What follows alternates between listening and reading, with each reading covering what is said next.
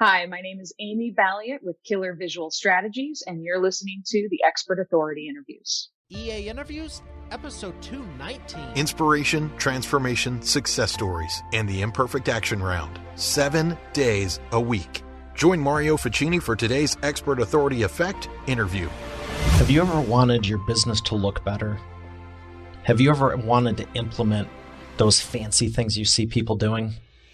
I know I have, and I'd like to think I do. But I'm super excited to have author and speaker from South by Southwest and Adobe Max and CEO of Killer Visual Strategies, Amy Balliet, on the show today, because she is going to deep dive into how you can have killer visual strategies. I'm going to bring her up right after we thank our sponsor. Every business needs a book, including yours. Visit freebusinessbookpublishingcourse.com today to learn the 7 steps to publish and promote your nonfiction lead and profit-generating business book in 8 weeks. Once again, that's freebusinessbookpublishingcourse.com. Here she is, ladies and gentlemen, Amy Balliet. Amy, how are you feeling today? Feeling great. How are you feeling today? I'm having a great day, a really great day, and I'm excited to dive right in with you for one of my favorite things to talk about, visual communications. Why would you say it's so important? Honestly, it's important because it's in a world of information overload. The fact of the matter is nobody's reading anymore. Today's audiences only read about 20% of the text put in front of them. Yet when they have visual information that's put in front of them, they engage with it almost immediately. In fact, it actually resonates with the brain 60,000 times faster than any other form of communication that exists. So in a time and day where every single brand is competing for your attention, visual communication is the end all be all. It's the most important way to connect with audiences today. That's a pretty impressive statistic that I did not even know. I just pretty much was like, I think it looks better. I mean, I'm simple, but 60,000 times? 60,000 times. And that's actually the lowest number out there. There have been so many different studies about it, and some studies say 100,000 times faster. But the most reputable study out there says 60,000 times faster. So that's the stat we go with. Who wouldn't want that for their business? That's crazy. Now, let me ask you further on that. Does it depend on the medium? If we're talking magazine cover versus a postcard versus video or book cover? You know, honestly, everything's a book cover at this point. The whole concept that, we judge a book by its cover, it is 100% true. 94% of first impressions are based on design. So that means the first impression of your service, your brand, whatever marketing message you're putting out there, it's going to be based on the design of that collateral. So whether it's a magazine cover or a social media image or the thumbnail on a video, these are all things that get somebody to either open the magazine or in the digital realm to click and dive deeper. And that's what we want in the digital space. We want clicks. We want people coming to our websites and entering our conversion funnels. And so the way you do that is you deliver great book covers that get them to crack open that book and learn more about your brand or service. What if someone doesn't think it's important or just kind of kicks it with a stick? Hey, it's good enough. I'm here. What do you say to that? That's perfectly fine for them, but there are multiple studies out there that show that visual content is in high demand. In fact, I think it was HubSpot who recently released that 91% of today's audiences demand visual content. And the companies that are actually using visual content in all of their content marketing, who are really prioritizing it and delivering quality visual content, they're growing their revenues an average of 49% faster than the companies that aren't. So you're welcome to not do it, but you're going to get left behind the curve a little bit if you avoid using visual content or proper visual communication in your content. So you're fine using less or not so good graphics, but if you want to profit more, easier and faster, you should. Exactly. And that's, one of the things you said there was not so good graphics. If you have the option between not using visual content at all or using really low quality graphics, choose no visual content at all. You need to have high quality visual content to really succeed.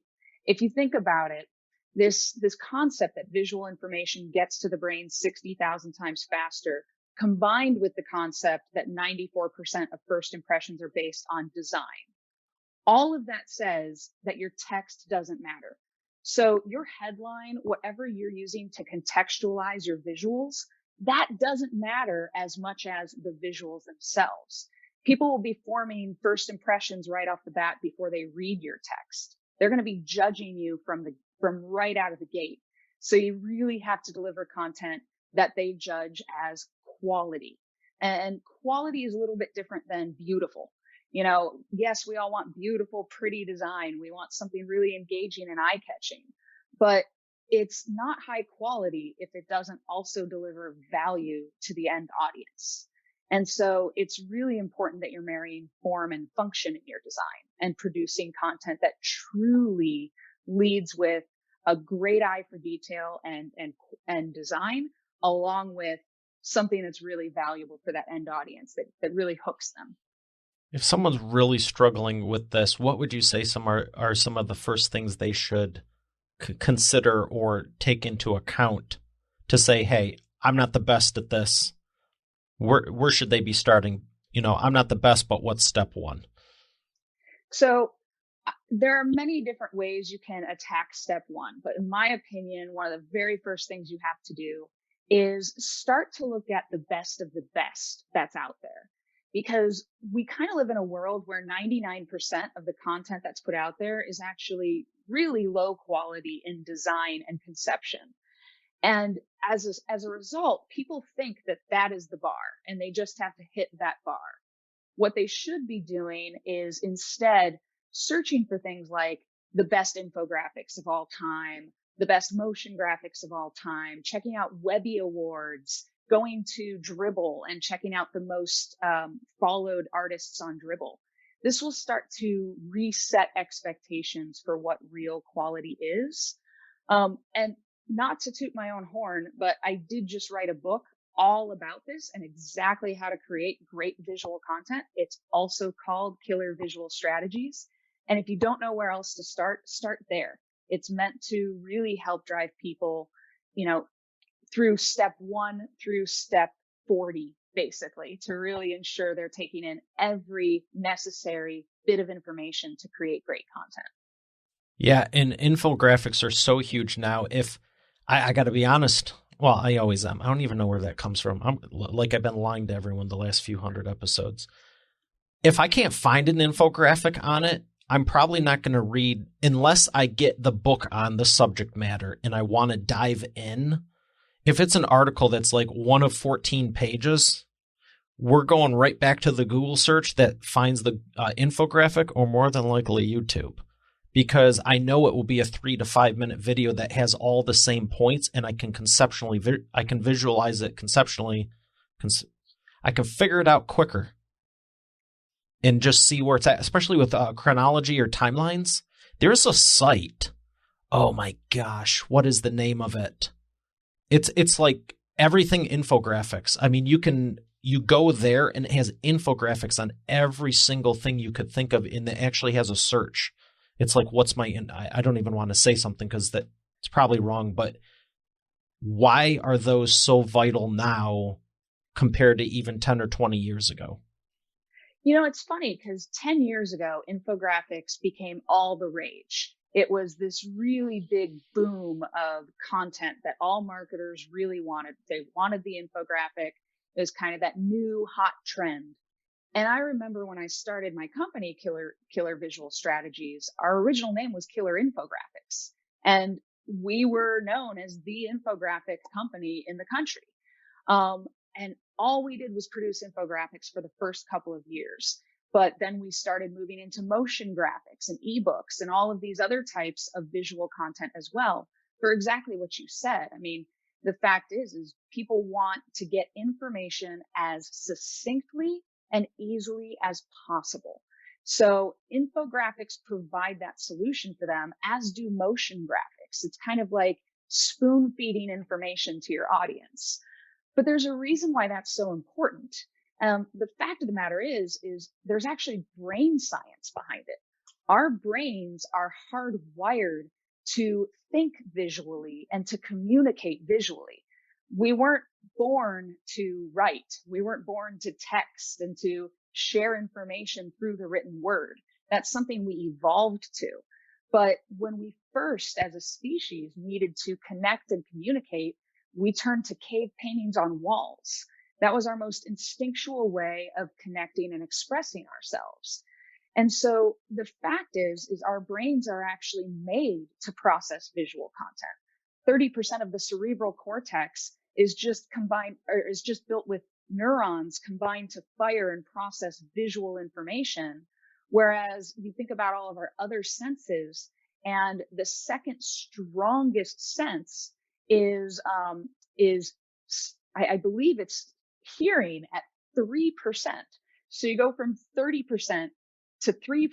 It's just clear that we're meant to connect and communicate visually. And the fact that Pinterest and Instagram, Snapchat, TikTok, all of these different social sites have just exploded through the power of connecting visually is just more proof in the pudding. So that's why infographics are so important, because we expect it as consumers and as audiences today, because we honestly need that information to be quick and easy to digest. Where do you think it's going to go 5 to 10 years from now? Honestly, I think we're going to see some big shifts with augmented reality and virtual reality. That's going to be some of the biggest kind of new evolutions in the world of visual content, for sure. Do you think it'll be incorporated in everything or just specific niches? I think augmented reality is going to become part of our daily lives. I don't think virtual reality will. I think virtual reality, it's just one of those things where to truly experience it in the best possible way, you need a headset. You need to be fully immersed. Whereas augmented reality is truly about augmenting our actual physical reality.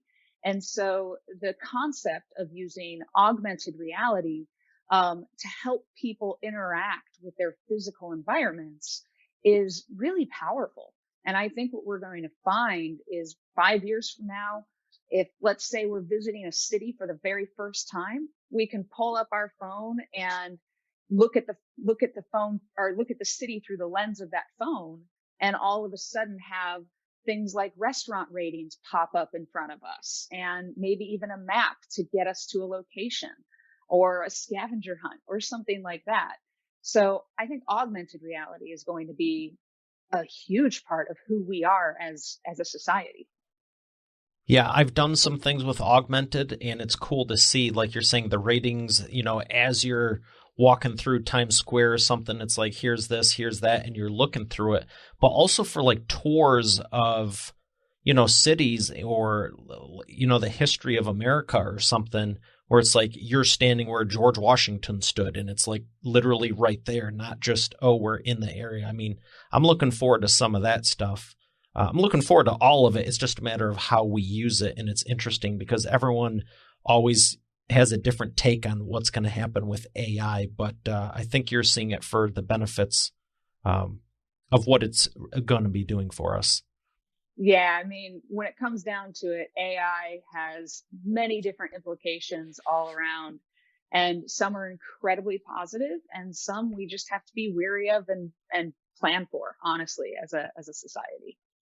Yeah, the thing I keep telling people is no matter how much technology, how much this, that, the other thing, human interaction, I mean, we're hardwired for human interaction, social connection, community. There's nothing ever will replace in real life, but you can enhance it. And, just like computers did, people were freaked out about computers, and now it's crazy to think, how would you do a lot of things? It doesn't mean it's a replacement for it. It enhances it, but it's also your personal choice if you're the one stuck on it 23 and a half hours a day or not. It's so true. It's so true. And what you're saying about computers, what's really funny is I think it was the late 90s when Bill Gates expressed his concern about whether or not people would be willing to look at screens for a long period of time. And here we are today, and we carry a screen in our pockets, and we've got our computers in front of us, and we've got our TVs usually playing in the background. We're just a screen culture at this point. Yeah, and it's crazy because before it was like everything was in real life and it was a treat to go to the movies or have a computer, and now the treat is getting away from it. So true. I can't even express how much I feel that way. And I remember when I was buying the iPhone for the first time, I waited 3 years to do it. And that third year, I finally said, okay, now I can't work without this. But I spent 3 years saying I don't want to have something that I have to be plugged into at all times. So unplugging is always great when you can. Yeah, and it's interesting because not just from a marketing or design or branding identity or video standpoint, but just what you said in the statement about we have all these screens, and usually it's multiple. It's not just a phone, it's multiple screens while watching the TV, while this is... I saw some stat about the average household has 10 to 14 screens, and I'm like, but the average family is 3 to 4 people. I'm like, the math doesn't add up. So what's going on there? But aside from business and all that, the importance of visual, it's on everything. The fact you're looking at a screen denotes that you have some graphic design incorporated in it. I mean, that's one of the big selling points of the iPhone, as you mentioned. And I know for a fact, people ask me since I launched my app for this show, eainterviewsapp.com, they go, why did you wait to do it? And I didn't want to wait. But the reality was Apple won't let you start the process until you have 10 episodes. And I thought it was just like they want to see if you're serious. And I'm thinking of these big reasons and, they want to see you're committed in business and success and whatever. And I asked Rob at Libsyn, who we're partnered with, and it was interesting because he was like, no, they just want to make sure when they open the app, there's enough episodes that it looks good on the screen. And I was like, that's it? Right. Like this whole thing came down to they take design that seriously. And it's clear to see why they're winning for it.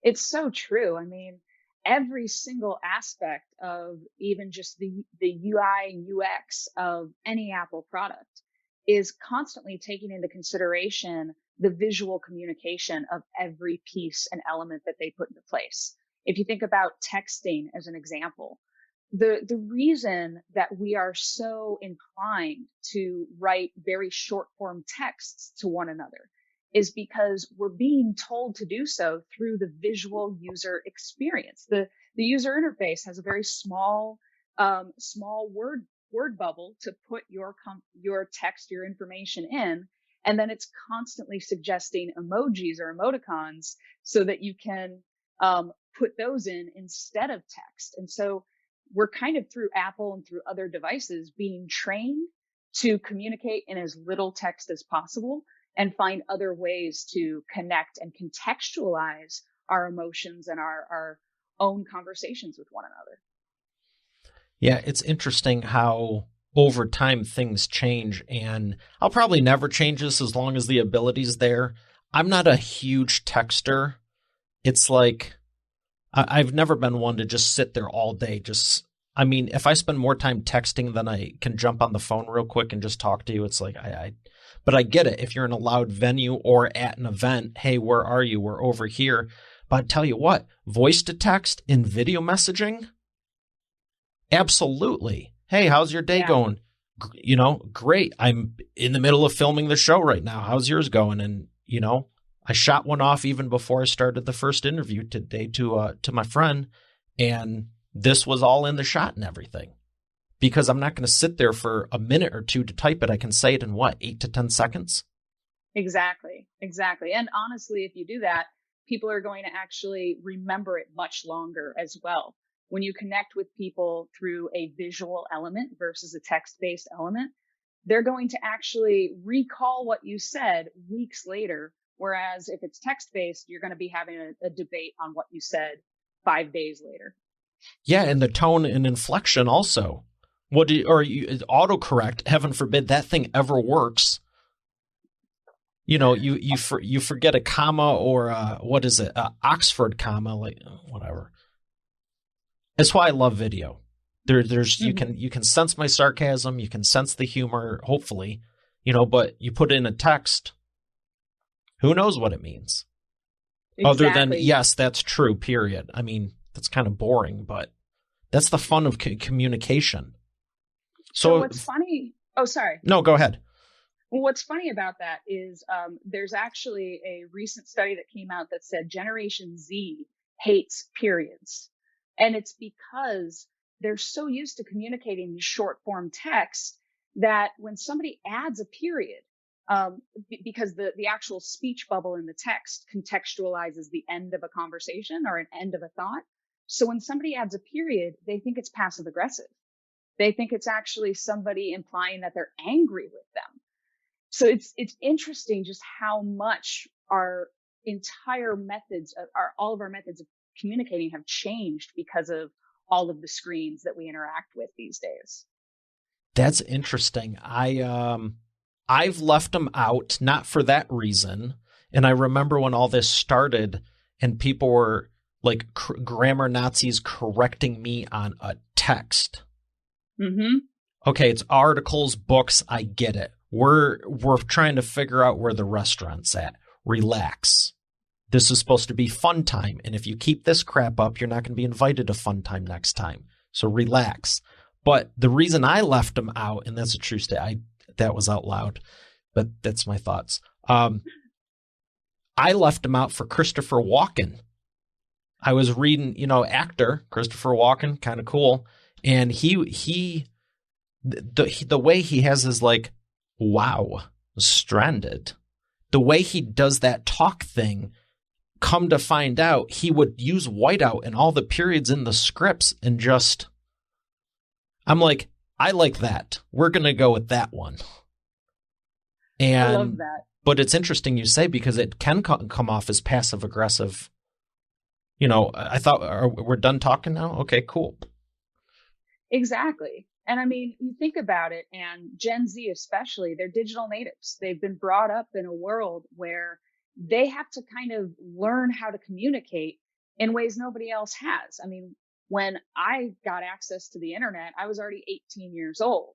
I had already lived in a world with no internet, and all of a sudden now I'm learning how to communicate digitally with people over, sentences online and trying to find ways to contextualize my thoughts. And Gen Z, I mean, they've got thousands of emojis at their fingertips to contextualize their thoughts. So why use something that was created in, no joke, 300 BC as a method of contextualizing your thoughts when you have thousands of other choices and you can just use emojis as punctuation? Yeah, I remember the early stages of the internet with Prodigy, and I was emailing my friend down the street to see if he wanted to go ice skating, and I come to find out there was actually a 30 email a month limit, and we burned through it in about 30 minutes. I was just so enamored. I'm like, do you see the snow outside? Send. I'm like, yeah, I just sent a message without talking to him.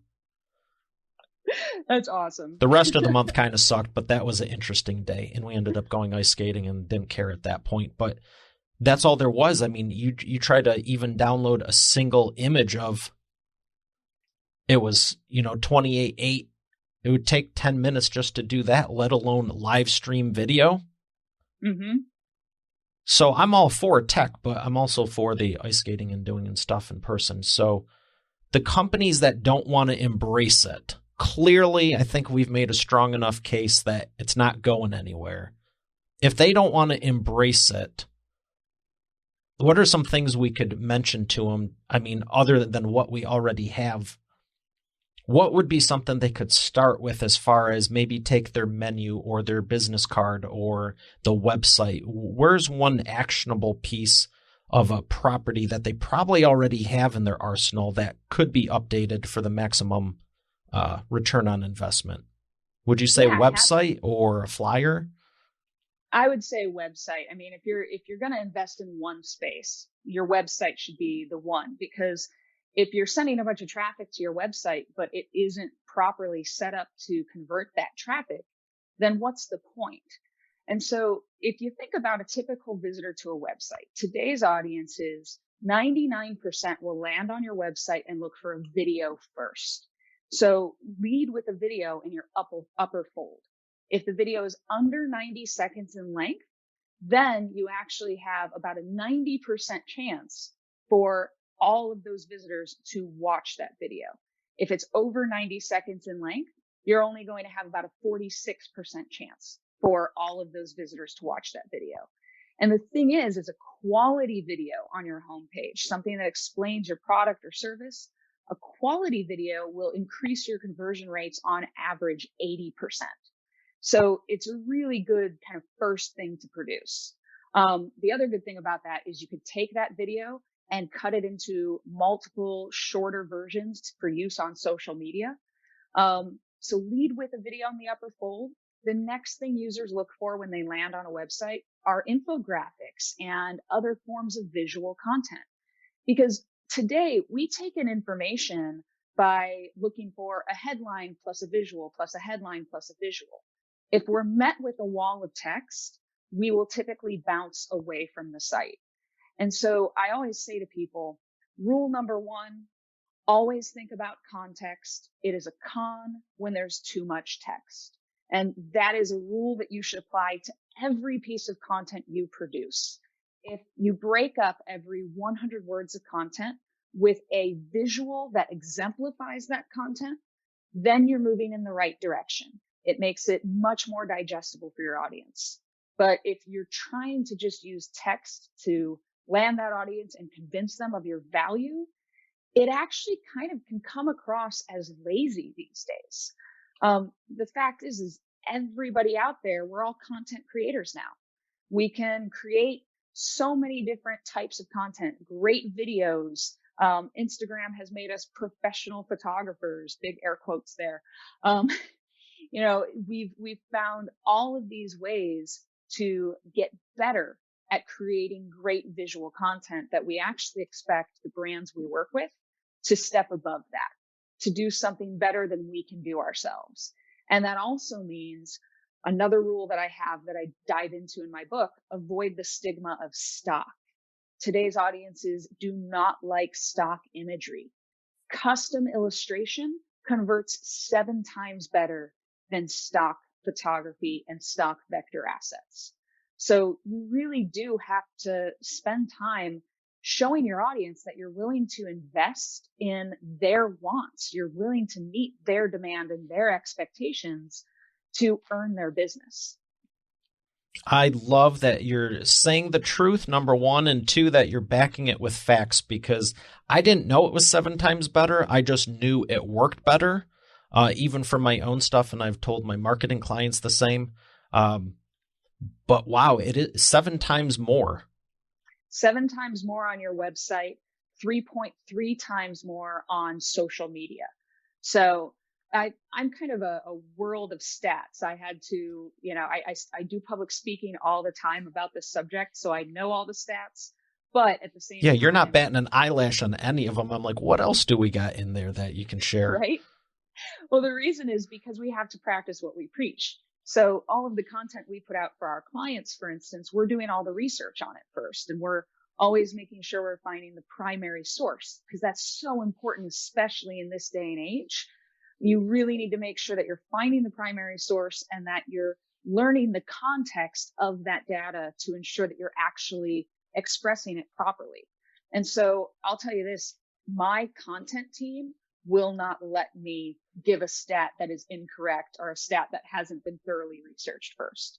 So everything I know has been very much vetted by my content team, or else they'd fire me even though I'm their employer. That's fantastic. And what you're saying about the vector, for anyone that doesn't know what, I was actually going to ask you about clip art, and I know they're not directly the same, but I can tell you one of my landing pages and conversion funnels, all I did was change the first slide, and it went from people dropping off after 6 or 7 seconds of the video to 1.5 minutes. Wow. Just from one stupid slide. And it was some guy riding a horse that was all cartoonish looking, the clip art look and feel. I think you can make it without it being vector, but for anyone that doesn't know what vector is, vector versus raster, why don't you tell them what that is? So vector is an illustration. Anything that looks or feels illustrated is going to be a vector image. Ultimately, if it doesn't look or feel illustrated, it's not considered a vector file. So I could be saying illustrations. I just live in this world all the time. So my vernacular kind of fits in with whatever my designers are constantly saying on a regular basis. No, and it's a great point you bring up because there is a difference. And I know we could do a whole training on graphic design and, if you're doing a billboard in an image versus a thumbnail on a website, why one's better than the other. But the other thing was the above the fold. You were sharing some great insight on the websites. How do you define above the fold? So above the fold is when you land on a website and you don't scroll down yet. So before you scroll, everything you see on that site is considered above the fold. And that's really where you want to hook somebody because you need to encourage them to scroll down. They're not going to scroll down if they're not hooked from the very start. They're also not going to scroll down if your site's taking too long to load or anything like that. We actually, in the first 1/10 of a second, when a website loads, that's when we're forming our first impressions. And so it's really important to hook somebody in that 1/10 of a second. And if you can get somebody on your page for 5 seconds, then you have a higher likelihood that they're going to actually stick around and pay more attention to your service. But those 5 seconds can actually be really hard to achieve with all of the options that are out there for every consumer. And now I'm just going to have some fun with this, but you're also going to improve the bounce rate, wouldn't you? Exactly. When it comes to bounce rate means how often somebody lands on your site and bounces away before clicking onto another page versus how often they land on your site and they click into another page. When they click into another page, your bounce rate decreases. And you want your bounce rate to decrease because it's one of the many factors that Google and other search engines take into account when determining how to rank your site for different search terms. So you are a very intelligent woman, and I'm going to ask you this because I have no doubt you can handle it. But when you said above the fold, it's I know it's actually originated from the newspaper. Mm-hmm. Yes. And that's where the coinology came, whatever. That's where it came from. So here's the kind of devil's advocate question, because if you're talking above the fold, before you get to that scrolling point, how do you compensate for desktop versus laptop versus mobile devices and take into account screen resolution as well as the size of the monitor? Because these are all going to affect the fold on multiple devices. How do you overcome that? I love that question. So there's this concept in design. It's called mobile first design. And that's really what it comes down to. You design for the smallest screen first. So you design based on the idea that all of this content is going to live above the fold on a small screen. So that means landscape and portrait view. You have to really take that into consideration. And then as you design outward, basically you've done your mobile design. Now you start saying, okay, let me think about a bit of a larger device like an iPad or a tablet. And now let me think about a desktop computer or a laptop. And so it's all about starting at mobile and then designing outward from there. It was a great answer, and I did not know the answer. I would have had to talk to my web development team, and I was just like, you're a rock star. I knew you could handle it, so thank you for that, because these are the questions that come up. It's like that book, If You Give a Mouse a Cookie, you start with, okay, let's start with the website. Let's do better design, and then let's do the website, and now we need to focus on this, but what about this? And 5 layers deep, you're going, wow, this is pretty complex. It's quite true. And, I've been living in this world for so many years, but my background is actually in marketing. And so what I've found is I can speak pretty well to marketers and kind of take the complex ideas of design and really drill down to what a marketer can take in and act on immediately. And it's just because I've had to kind of reverse translation for so many years. Well, that's a perfect segue because I do want to jump into your background. How did you decide I want to start this company, and what were you doing before? Honestly, it was a bit of an accident. So my background is varied like most millennials, although I happily take the term Zennial, which is that concept of the, I think it's 1978 to 1982. Those are Zennials. So I just hit that. So I jumped around in a lot of careers, but I really wanted to be a filmmaker. I went to film school. I minored in marketing. I went to film school in Cleveland, Ohio at Cleveland State University, had an amazing program there. It was really fantastic. And it's where I'm from. I'm from Cleveland. And then I moved out to Seattle right after graduation and started in, after spending about 6 months kind of figuring out what I wanted to do and playing my guitar in the street to make money, which is what I did for the first 6 months. After that, I got a job in film marketing, and that really got me into the concept of marketing as something I was a little bit more passionate about. I still did some video editing jobs and learned graphic design while taking on the video editing work. And then completely pivoted into SEO and online marketing. So my career just did this whole 180 when I moved into this world of SEO and online marketing. And because of everything I had known already, after a few years in that world, I was starting to build websites and monetize them in different ways. And that was my original business plan. I had a co-founder.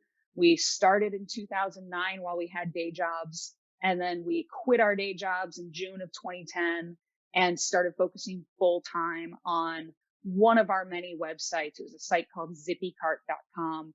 And it was really, bringing in the right amount of revenue for us to focus on it. And I created an infographic for ZippyCart, to drive backlinks because I was focused on SEO. And it was 2010. You could slap the word infographic on any piece of visual content and see success. And I will say it was, and still is today, the worst infographic ever designed. It was absolutely But you did it. awful. I did. You didn't let that stop you. Exactly. I thought it was wonderful at first because I had put so much of my own time and energy into it that you get this confirmation, you get this bias against your own work. You start to say, well, all of these hours were put in. This must be high quality.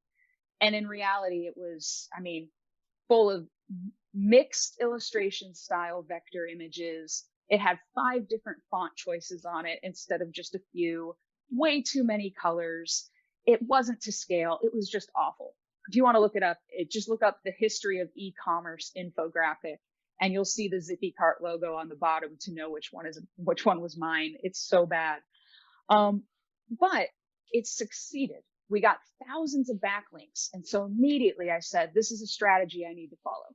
So I created another infographic, and that infographic was ripped to shreds online because it was just paragraph after paragraph after paragraph of information. It wasn't an infographic at all. It was good info, but less graphic. Exactly. But it's still got a bunch of great backlinks. And so this was kind of the continued pattern until people started requesting that we designed infographics for them because we are seeing so much success with ours that people wanted the same success. And that worked for about a year. For about a year, we were able to just burn and churn infographics and really start pivoting into this world. We were doing 40 infographics a week at one point in time. Wow. Just a ridiculous amount of content for our clients. But around 2012, so it was 2010 when the first order came in. It was actually 10 years ago last month. But around 2012, we were just at this point where we've kind of felt like a fast food industry for infographics. Like we're the McDonald's. If you like McDonald's, that's my favorite of all the fast food restaurants. So that's why I say McDonald's. But I think we're like McDonald's of infographics, just burning and churning out not the highest quality content, but good enough. And so we made a shift. It was the advice of Neil Patel, He was living here in Seattle. We took him to lunch. He's the founder of Crazy Egg. If you haven't heard of him before, he's a really well-known thought leader in marketing. And he said, your problem is you're too cheap. Raise your prices so that you can get better talent and really produce better quality content. And that's exactly what we did. We doubled our prices, brought our talent in-house instead of using freelancers. Then we doubled our prices again so that we could really ensure we were putting in the right time and effort into the content and delivering something of high value and high quality. And as we did all of this, we really started to lay the groundwork for the best practices in infographic design and became thought leaders in the space. People started looking to us for those best practices. And the fact is if you apply those best practices to all other forms of visual content, then you actually can start to see a huge level of success across the board, because an infographic is meant to be the truest form of visual communication. And so if you can create a high quality infographic that you don't have to read every bit of to understand, instead you can look at it and in 5 seconds or less know the topic and one key takeaway, that's visual communication really working in your favor. And so we started to define best practices around that, shifted our focus from just infographics to a visual communication agency, and released our definition of visual communication, which is now the industry standard definition. And what is that? Visual communication efficiently and effectively represents information through graphics. It's meant to really take information to that next level. So it graphically represents information. I kind of mixed it up a little bit back there. It graphically represents information to efficiently and effectively create meaning. And there's one other sentence in the definition, and that sentence is, when necessary, limited text is used to explicate the meaning. And remember what you were saying earlier, like 100 words and then an image. Yeah, exactly. And that's if you're doing an article or your website. If you're delivering something for social media, 6 words or less, treat it like a billboard. If you're delivering something like an ebook, then every page of that ebook should have no more than 100 words on it. So that means you're really using visual content throughout the ebook. I mean, I could go on. There's rules for every different type of visual content out there and how much text you should really incorporate. Well, I appreciate you for explaining all of that, because not everyone focuses on the graphics, and the ones who do, it's more of a kick with a stick approach. I've always focused on them, but even in the last few years, I've taken that more of approach, the more of approach.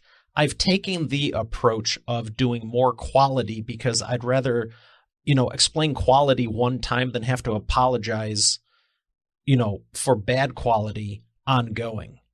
And exactly. It's just so much easier, and you have such a better product. And I know for a fact, when people say, why are you doing the show like the way I am? There's been people who literally, I know they've only watched 3-4 seconds of maybe even this clip, maybe this episode, maybe this whatever. You said, how long does it take for them? 1/10 of a second? Like if someone sees this interview right now, they see you, me, boom, boom, boom. They might not listen to the whole thing, but it's 1/10 of a second? Mm-hmm. Yeah. You can't go back the next day and be like, well, now we're going to Photoshop it. You get one chance. And my mentality, even before I started, is when I have Oprah on the show, I never wanted the internet to be a problem, the software, the onboarding, there's so many different things that go into it. And it's the same thing with your website, your app, your calling cards. Do they call them that anymore? Business cards, your whatever, your books. And I'm so glad you're sharing on this. I have one more question before we do the Wheel of Whatever, and that is regarding your infographics early stage, circa 2009, 2010. Were you doing them strictly as backlinks, or were you also using them as a lead magnet for lead gen? Strictly as backlinks, although they're a fantastic lead magnet. We just didn't have lead gen websites at the time. So we went full on backlinks trying to rank for the best terms we could. Okay. And for anyone that's listening, lead magnets, you should be using in your business. If you're not, they're a way to generate leads, and you create something that's basically a magnet to get the lead and is a huge value add for them. So now the wheel of whatever. These are random fun questions. You see them all right there. And my question for you, I thought of it early on. What is one campaign, business, personal, political, I said personal, whatever it is, what is one advertising campaign or graphic design campaign, no matter what it is or who it is, you would love to work on, and how could you help them? Oh, political. 1,000% political. I think that the biggest thing missing from politics right now is quality visual communication and proper showcasing of the data. So personally, I would absolutely love to have had the opportunity to kind of produce the RNC and the DNC. Both of those events, imagine if during those events, as each speaker was up talking, there was something to the left of them actually visualizing what they were saying, actually unpacking the policy issue in a way that makes it easier to understand for everybody. There were so many points where, for instance, let's say in the DNC, where they were talking about the Affordable Care Act and its effect on the country if it goes away. Well, just saying numbers like 20 million, it means nothing to people. People can't really contextualize what 20 million is out of our population of 300 plus million. And so actually contextualizing that through proper data visualizations could help people understand what that impact actually looks like. Or speaking to numbers about COVID correctly. There's so much incorrect data viz out there related to COVID. It's crazy. But if the actual candidates were able to get out there with their messages with data-backed visuals that are truly accurate, that really put things into perspective for voters, I think voters would be far more educated and much more able to make decisions. So political all the way. It's something that we've always wanted to do. And it's not just live political work. It's also the concept of creating all of the social content that could go out there and all of the mailers that could go out there, every which way of educating voters, but in a way that makes it easy to digest and understand, where you don't feel like you're being fooled or tricked by political language, because often politicians will dance around the issues and contextualize things the way they want. And if you are really focusing on the numbers and just the numbers, they don't lie. And we can contextualize those accurately through visuals that help people understand how it affects their daily lives. That's a great answer. And the good news is, I think just like visual communications and the marketing we were talking about earlier, I don't think politics are going anywhere anytime soon. So I hope you have the opportunity, because visualizing stuff like we've been talking about is such a great way to go, what are the real facts? You know, Exactly. Instead of having to read something for half an hour, and I think that's the sad thing is most people most people are good-hearted no matter what we're discussing. They just, after 20 minutes, I know in sales, if you can't wrap up or get a answer in 19 to 20 minutes, you're drastically exponentially going down and you're losing. So to expect someone to read something for half an hour to come up with 1 out of 24 answers on, in this instance, policy issues, or maybe it's your staff or whatever the case is, no one's going to do the work. It's just too much work, plain and simple. You can, if you can articulate the image in 30 seconds, you have a lot better chance. So love what you're doing. I hope you do get that opportunity, and do let me know when you do. We're going to thank our sponsor, and we're going to come back for the imperfect action round. You've heard me say every business needs a book, including yours. And it's true. And that's why you should visit freebusinessbookpublishingcourse.com today to learn the 7 steps to publish and promote your nonfiction lead and profit-generating business book in 8 weeks. But you know what?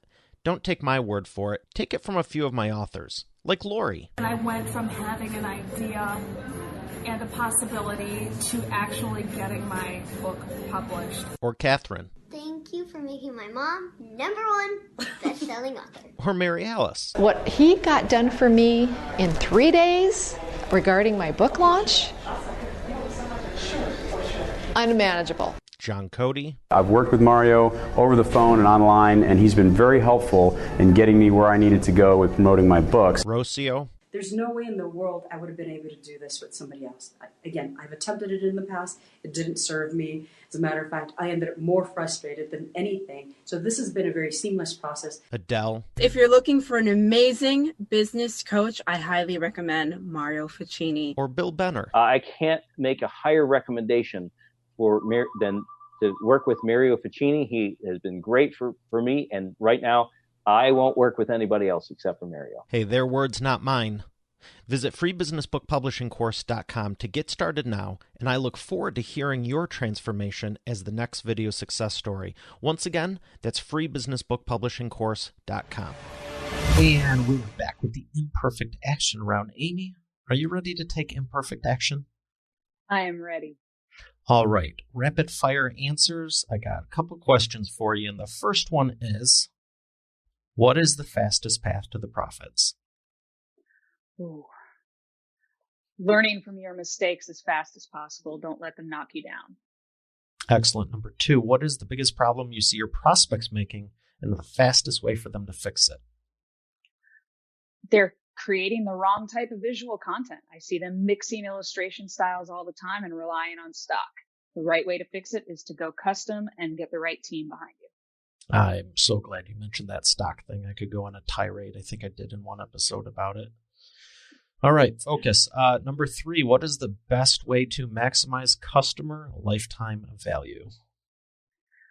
Honestly, build great relationships. The fact is if you build relationships with your customers and you show them that you want to constantly earn their business, then they're going to rely on you as their go-to partner for everything they need. And if you can have those types of relationships, it's more than just customer value. You get to create great work with them the whole time. Excellent. All right. Well, you passed that with flying colors like the entire thing. Thank you for sharing there. I want to ask you about some books you would recommend to Expert Authority World. What ones have made the biggest impact on your life? There's a book called Built to Sell. It's a book that's really easy to get through, actually. I read it on a tarmac while I was stuck on that tarmac for 3 hours. But it's a great book, even if you're not trying to sell your business. It's a good way to just make sure you're setting up your business for success all the way through. Speaking of books like that, Traction and Scaling Up. Those are also 2 great books about making sure that you're running your business properly. I like to start with Scaling Up and then about 5 years into the business, switch to Traction because they're pretty much the same methodology, but I think Traction helps you get over a hump. It helps you really kind of bump up from maybe, let's say, 2 or 3 million in revenue to 10+ million in revenue. So definitely those are just some amazing books to read for sure. Great recommendations. Where would you like people to learn more about you? You can learn more about me on my website, amyballiet.com. You can check out my book on Amazon, Killer Visual Strategies on Amazon. And then you can tweet at me at Amy Balliet or find me on LinkedIn. Honestly, I love when people reach out to me and connect with me on LinkedIn. And especially if you've read the book, I'm happy to jump in and answer any questions you have as you go through it. Excellent. Well, this has been incredible. Thank you so much for sharing. I've got a lot out of it myself. Thank you again. Thank you so much for having me. I really appreciate it. All right, Expert Authority World, we got another great episode here today. I'll see you tomorrow. Have a great day, and God bless. You're already the expert, but have you transformed your expertise into a tangible asset that will generate and qualify leads while increasing profit for you 24/7? And if so, how well are you promoting it? With the Expert Authority Effect publishing method, it's easier and faster than ever.